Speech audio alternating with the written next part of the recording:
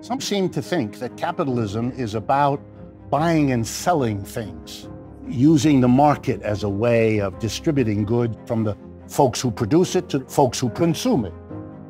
Markets are indeed an important phenomenon, but they don't have any unique relationship with capitalism. For example, in the American slave South, a different system, a slave system. The goods produced by slaves, for example, cotton, were sold.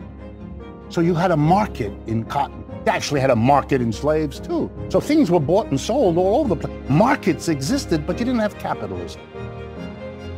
You didn't have an employer and an employee. That's the core of capitalism. Slavery is a different system. It's a master and a slave.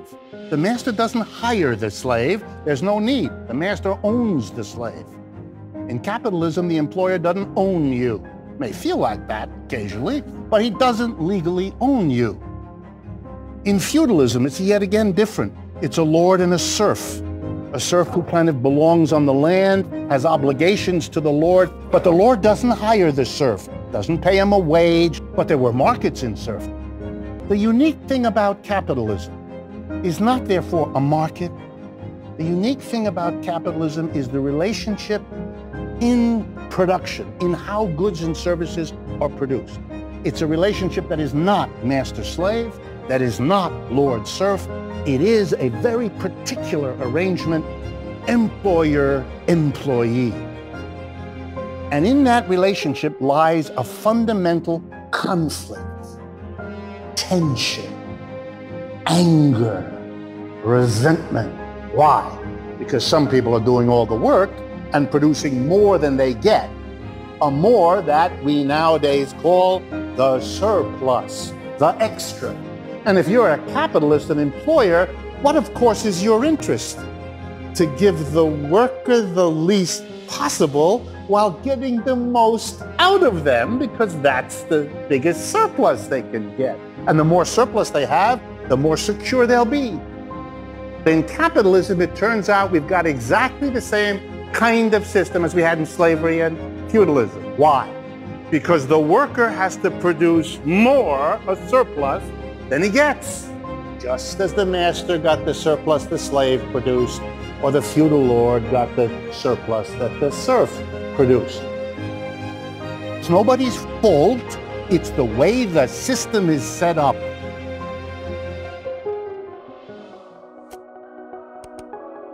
What's the alternative? When the people who produce the surplus, the workers, are themselves the people who get the surplus. If all the workers together make a cooperative, then they aren't split between the employers and the employees, because both positions are occupied by every person in the operation.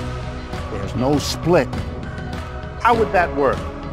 Take any factory, take any office, take any store, change it as follows. No more board of directors. Don't need it. Here's how we're going to do it. You come to work and you sit around making the decisions. All the decisions that used to be made by the capitalists. Workers become their own board of directors. Or to say the same thing another way, the worker-capitalist division dissolves.